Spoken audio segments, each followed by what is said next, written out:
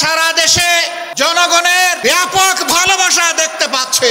এই ভালোবাসা ঈর্ষান্বিত হয়ে মনের জ্বালায় অনেকে আমাদের ব্যানার, ফেস্টুন, প্ল্যাকার্ড, আমাদের পোস্টার গুলো ছিঁড়ে খান খান করে ফেলছে। বন্ধুগণ, টের পান নাই জনগণ আজকে আর গাছের পোস্টার, লাইট পোস্টের পোস্টার, রাস্তার উপর দড়ি দিয়ে সাঁটানো পোস্টার দেখে সিদ্ধান্ত নেয় না। আজকে তারা সিদ্ধান্ত নিয়ে ফেলেছে, তাদেরকে তারা ভালোবেসেছে, তাদের বুকের ভিতরে তারা পোস্টার স্থায়ীভাবে স্থাপন করে দিয়েছে। রাস্তার পোস্টার ছিঁড়তে পারবা, বুকের পোস্টার ছিঁড়তে পারবা না। অতএব ওই পোস্টার ছিঁড়াছিঁড়ি করে কোনো লাভ নেই। দিশাহারা হয়ে, হতাশ হয়ে, ক্ষুব্ধ হয়ে চূড়াগলিতে কেউ যদি হাঁটার চিন্তা করেন, তাহলে প্রয়োজনে আরেকটা 5 আগস্ট অনুষ্ঠিত হবে ইনশাআল্লাহ। যেই 5 আগস্ট সন্ত্রাসকে, ফ্যাসিবাদকে তাড়িয়ে দিয়েছিল, সেই 5 আগস্ট প্রয়োজনে আবার রুখে দেবে ইনশাআল্লাহ। সম্মানিত ভাইয়েরা, এখন থেকে ছাত্র জনতার, শ্রমিক জনতার, ব্যবসায়ী জনতার, আপামার জনতার, শিশু থেকে বৃদ্ধ সমস্ত মানবতার ঐক্য আমাদেরকে গড়ে তুলতে হবে ইনশাআল্লাহ। এই ঐক্যই আগামী দিনে বাংলাদেশের জাতীয় সংসদে যাবে বিজয়ীর বেশে ইনশাআল্লাহ। এ বিজয় কেউ ঠেকাতে পারবে না ইনশাআল্লাহ। কারণ আমরা আছি মজলুমের পক্ষে, আমরা আছি অপশাসনের বিরুদ্ধে, আমরা আছি বৈষম্যের বিরুদ্ধে, আমরা আছি ন্যায়ের পক্ষে, আমরা আছি আল্লাহর দেওয়া কোরআনের বিধানের পক্ষে। এ বিজয় আমাদের হবে ইনশাআল্লাহ। সম্মানিত ভাইয়েরা, কেউ কেউ জাতির মধ্যে হিংসা সৃষ্টি করে জাতিকে বিভিন্নভাবে বিভক্ত করতে চান। চিংড়ি মাছের মতো কেউ কেউ পিছনে দৌড়াতে চান।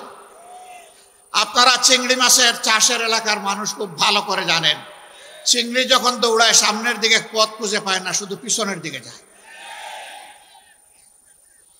কেউ কেউ ৭২-এর সংবিধান নিয়ে কামড় দিয়ে পড়ে থাকতে চান। আমাদের বন্ধুদের মাঝে দীর্ঘদিন একসাথে আন্দোলন সংগ্রাম, ফ্যাসিবাদের বিরুদ্ধে লড়াই করেছি, তাদের কাউকে কাউকে আজকে আমরা সে কথা বলতে শুনি। মনে রাখবেন, বাংলাদেশে প্রথম দুঃশাসনের পর জিয়াউর রহমান সাহেব ক্ষমতায় এসে ওই সংবিধানকে তিনি আমূল পরিবর্তন করে দিয়েছিলেন। এখন যদি কেউ ৭২-এর সংবিধানের কথা বলেন, কার্যত তিনি শহীদ প্রেসিডেন্ট জিয়াউর রহমান সাহেবের বিরুদ্ধে অবস্থান নেবেন।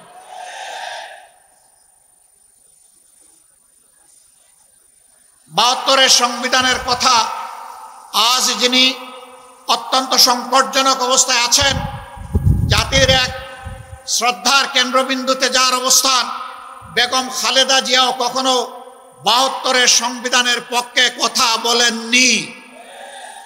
আমরা আশা করব যারা এই দুইজনকে ভালোবাসেন তারা কেউ আর ভুলেও ৭২-এর এই ফ্যাসিবাদী সংবিধানের কথা বলবেন না। সম্মানিত বন্ধুগণ, আজকে আপনারা যারা এখানে এসেছেন তারা খুলনার জনগণের, আপামর জনগণের প্রতিনিধি হয়ে এসেছেন। আমরা আপনাদের কাছে অনুরোধ জানাবো, ব্যক্তিগতভাবে এই নেতৃবৃন্দ খুলনার প্রত্যেকটি ঘরে, অন্তত প্রত্যেকটি এলাকায় গিয়ে যদি জনগণকে সালাম দিতে পারতেন খুব ভালো হতো। কিন্তু 18 কোটি মানুষের এই দেশে সারা বাংলাদেশে নেতৃবৃন্দকে দৌড়াতে হবে। এ কাজটা তাদের পক্ষে এককভাবে সম্ভব হবে না। তবে আপনারা যদি সবাই সিদ্ধান্ত নেন, আপনারা এই নেতৃবৃন্দের আওয়াজের প্রতিধ্বনি প্রত্যেকটা ঘরে ঘরে পৌঁছে দেবেন, তাহলে অবশ্যই এটা আপনাদের পক্ষে সম্ভব হবে। এই নেতাদের অ্যাম্বাসেডর হয়ে আপনারা সকলে এখন থেকে প্রত্যেকটি গ্রামে, প্রত্যেকটি ঘরে ছড়িয়ে পড়ুন। জনগণ আলহামদুলিল্লাহ আপনাদের পাশে আছে। আজ মুখ খুলে কথা বলে একজন আমার রিক্সা চালক ভাইকেও যখন কোনো সাংবাদিক জিজ্ঞেস করেন আগামী ভোট কোন দিকে, দফাস করে বলে দেয় আগামী ভোট ওই দিকে, আপনাদের দিকে, ঐক্যের দিকে, বিভক্তির বিপক্ষে, ন্যায়ের পক্ষে, কোরআনের পক্ষে, জনগণের পক্ষে। আমরা এই 8 দলের বিজয় চাই না। আমরা 18 কোটি মানুষের বিজয় চাই। আমরা কোনো দল বিশেষের বিজয় চাই না, আমরা মজলুম জনগণের বিজয় চাই, আমরা আল্লাহর কোরআনের বিজয় চাই। সেই বিজয়ের মিছিলে আপনারা সবাই জান প্রাণ দিয়ে লড়াই করে যেতে রাজি আছেন? আমরা যে 5 দফা কর্মসূচি ঘোষণা করেছি, যার ভিত্তিতে এখন এই আন্দোলন চলছে, আমাদের স্পষ্ট বক্তব্য, আমাদের দাবি পূরণ না হওয়া পর্যন্ত আমাদের লড়াই চলবে। আর আমরা জনগণের জন্য যা করতে চাই, দুর্নীতিমুক্ত সমাজ, ন্যায় বিচার সকলের জন্য, এবং তার পাশাপাশি অর্থনৈতিক ব্যবস্থাকে ঢেলে সাজানোর যে অঙ্গীকার আমরা ব্যক্ত করেছি, তাবেদার নয়, স্বাধীন রাষ্ট্রের যে পররাষ্ট্রনীতি আমরা ঘোষণা করেছি, তা প্রতিষ্ঠিত না হওয়া পর্যন্ত আমাদের লড়াই অব্যাহত থাকবে। আমাদের যুবক যুবতীদের আকাঙ্ক্ষা পূরণ না হওয়া পর্যন্ত আমাদের লড়াই অব্যাহত থাকবে। আমরা যুবক যুবতীদেরকে কথা দিচ্ছি, বাংলাদেশ তোমাদের হাতে তুলে দেওয়ার জন্যই আমরা এই আয়োজন করেছি। তোমরা তৈরি হও, এ বাংলাদেশ আমরা তোমাদের হাতে তুলে দিতে চাই। আমরা সাথে থেকে তোমাদেরকে দোয়া দেব, সহযোগিতা করব। সন্তানেরা দেশ চালাবে সুন্দরভাবে, এটি হবে আমাদের জন্য গর্বের কারণ। প্রস্তুতি নেওয়ার জন্য আহ্বান জানাচ্ছি, তোমরা প্রস্তুত হয়ে আসো। শুধু চাকরি কেন, চাকরির খোঁজ না করে নিজেই কিভাবে দেশটা গড়বা, চাকরি দিবা, সেই ব্যবস্থা, সেই চিন্তা এখন থেকে মাথায় লালন করো। আমরা ওই শিক্ষাই তোমাদের হাতে তুলে দিব, যেই শিক্ষা একজন মানুষকে মানুষও বানাবে, আবার একজন দক্ষ কারিগর বানাবে ইনশাআল্লাহ। সেই বাংলাদেশ গড়ার চলমান এই আন্দোলনের সংগ্রামে বাংলাদেশের 18 কোটি মানুষকে শরীক হওয়ার উদাত্ত আহ্বান জানিয়ে আজকে যারা এই আয়োজন করেছেন তাদেরকে কেন্দ্রীয় সংগঠনের দায়িত্বশীল নেতৃবৃন্দের পক্ষ থেকে আন্তরিক কৃতজ্ঞতা এবং ধন্যবাদ জানিয়ে আমরা মহান আল্লাহ তাআলার সাহায্য কামনা করে আগামী দিনে একটা ফেসিবাদ মুক্ত সমাজ দেখার আকাঙ্ক্ষা প্রত্যয় রেখে আমার কথা এখানেই শেষ করছি। আল্লাহ হাফিজ। বাংলাদেশ জিন্দাবাদ। বিজয় হোক জনতার।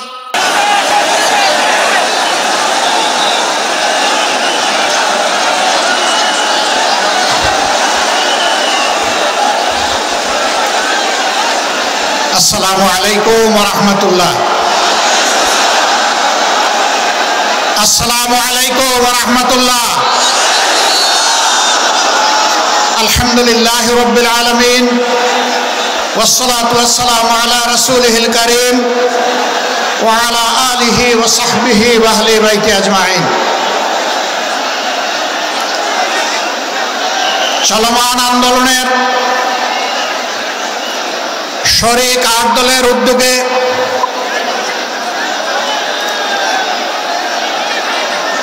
খুলনার মধ্যস্থলে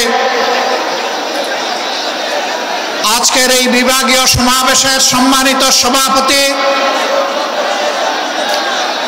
ইসলামী আন্দোলন বাংলাদেশের সম্মানিত আমির, বিশিষ্ট আলেমে দ্বীন, চরমনায় সম্মানিত পীর হযরত মাওলানা সৈয়দ রেজাউল করিম, মঞ্চে বসা 8 দলের শীর্ষ নেতৃবৃন্দ, বিশেষ অতিথিবৃন্দ, বিভাগীয় নেতৃবৃন্দ, স্থানীয় নেতৃবৃন্দ, আপাম জনগণ, ভাই ও বোনেরা, আল্লাহ তাবারক ওয়া তাআলা শুকরিয়া আদায় করছে। আল্লাহর দ্বীনের প্রয়োজনে, বাংলাদেশের মানুষের মুক্তির প্রয়োজনে আল্লাহ তাআলা 8টি ইসলামী এবং দেশপ্রেমিক দলকে একত্রিত হয়ে যুগের চ্যালেঞ্জ গ্রহণ করার তৌফিক দান করেছেন। আলহামদুলিল্লাহ। ইতিমধ্যে বিশেষ অতিথি সহ সম্মানিত অতিথিবৃন্দের, নেতৃবৃন্দের মুখ থেকে আপনারা গুরুত্বপূর্ণ বক্তব্য শুনেছেন। এক এক করে স্বাধীনতার 54 বছর অতিবাহিত হয়েছে। এই 54 বছরে স্বাধীন বাংলাদেশের জনগণের লালিত স্বপ্ন অনেকটাই বাস্তবায়িত হয়নি। দৃশ্যমান কিছু উন্নয়ন সাধন হয়েছে, আমরা তা অস্বীকার করব না। এই ভৌত কাঠামোগত উন্নয়নই একটি জাতির আসল উন্নয়ন নয়। একটি জাতির আসল উন্নয়ন হচ্ছে এই দেশ এবং জাতির মধ্যে ন্যায় বিচার বা সামাজিক সুবিচার আছে কি নেই। বাংলাদেশে গ্রাম আদালত থেকে শুরু করে সর্বোচ্চ আদালত পর্যন্ত আজকে যার প্রভাব প্রতিপত্তি নেই, অ্যাকাউন্ট ভর্তি যার কোনো টাকা নেই, বাংলাদেশে তার জন্য কোনো বিচার নেই। একটা দেশ সভ্য দেশ কিনা তার পরিচয় হচ্ছে সেই দেশের শিক্ষা ব্যবস্থাটা কেমন। আমরা দেখতে পাই আমাদের দেশের শিক্ষা ব্যবস্থা মূলত দুই ধারায় বিভক্ত। দ্বীনি শিক্ষাকে কেন্দ্র করে সেই শিক্ষার চর্চার জন্য মাদ্রাসা, ছোট মাঝারি বৃহৎ আকারের হাজার হাজার মাদ্রাসা বাংলাদেশে বিদ্যমান। তার পাশাপাশি আমরা লক্ষ্য করি সাধারণ এবং বিশেষায়িত শিক্ষা দেওয়ার জন্য দেশে বেশ কয়েকটি পাবলিক এবং প্রাইভেট বিশ্ববিদ্যালয়, কলেজ, স্কুল এবং প্রাইমারি স্কুল রয়েছে, যার সংখ্যা লক্ষ লক্ষ। মাদ্রাসা শিক্ষা ব্যবস্থায় আমরা দেখি সেখানে ইলমে দ্বীনের চর্চা হয়, সেখানে কোনো গণরুম নাই, সেখানে কেউ কাউকে খুন করে না। মাদ্রাসার ভিতরে আগ্নেয়াস্ত্রের কোনো মহড়া দেখা যায় না। মাদ্রাসার ভিতরে জ্ঞান চর্চার বাইরে অন্য কিছু আমরা লক্ষ্য করি না। কিন্তু স্বাধীনতার 54 বছর আমরা দেখে এসেছি বাংলাদেশের সর্বোচ্চ বিদ্যাপীঠ ঢাকা বিশ্ববিদ্যালয় সহ অসংখ্য কলেজ বিশ্ববিদ্যালয়ে আমাদের সন্তানদের লাশ পড়েছে, রক্তে ভেসে গেছে, গাজার মদের আসর বসেছে, আমাদের মেয়েদের ইজ্জত দিয়ে টানাটানি করা হয়েছে, অস্ত্রের ঝঞ্ঝানিতে শিক্ষা প্রতিষ্ঠান অস্থির হয়ে উঠেছে। এটি একটি সভ্য দেশের শিক্ষা ব্যবস্থার পরিচয় বহন করে না। প্রিয় দেশবাসী, একটা দেশকে সভ্য দেশ হতে হলে এই দেশটাকে দুর্নীতিমুক্ত হতে হয়। আজ কিছু দল এবং ব্যক্তি বাংলাদেশকে দফায় দফায় তারা দুর্নীতিতে চ্যাম্পিয়ন করে বিশ্বের দরবারে অপমানিত করেছেন। এদের সকলের অতীত রেকর্ড বাংলাদেশের জনগণের হাতে আছে। এমনকি দুঃখের বিষয়, সকল ফ্যাসিবাদ, দুর্নীতি, বৈষম্য, দুঃশাসনের বিরুদ্ধে 5 আগস্টের বিপ্লব অনুষ্ঠিত হয়েছিল। সেই বিপ্লবের পরের দিন থেকে একটা গোষ্ঠী নিজেদের কপাল কিসমত গড়ার জন্য বাংলাদেশের জনগণের উপর ঝাঁপিয়ে পড়েছে। আজ চাঁদাবাজদের দৌরাত্ম্যে সমাজ জীবন অতিষ্ঠ ততষ্ঠ, ত্রাহি ত্রাহি অবস্থা।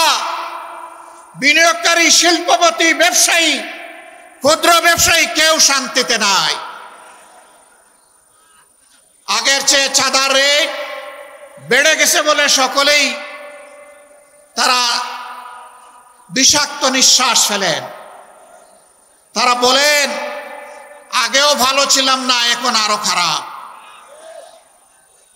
আমার আগে আলহামদুলিল্লাহ এখানে একজন বিজ্ঞ আলেম, আপনাদের প্রিয় মানুষ হযরত মাওলানা সাখাওয়াত হোসেন সাহেব বলে গেছেন, 5 তারিখের পরে আল্লাহ তাআলা আমাদেরকে ওই দেশে বাঁচিয়ে রেখেছেন এবং মুক্তির একটু স্বাদও আল্লাহ ভোট দিতে পারো নাই। আগামীতে তোমাদের ভোট নিয়ে কেউ ছিনিমিনি খেলুক, কেউ চুরি করুক, কেউ তোমাদের ভোট হাইজ্যাক করুক, তোমরা কি তা বরদাস্ত করবে? আমরা তোমাদেরকে কথা দিচ্ছি, তোমাদের ভোটের পাহারাদারি করার জন্য আমরাও যুবক হয়ে সেদিন তোমাদের সাথে একইভাবে লড়বো ইনশাআল্লাহ।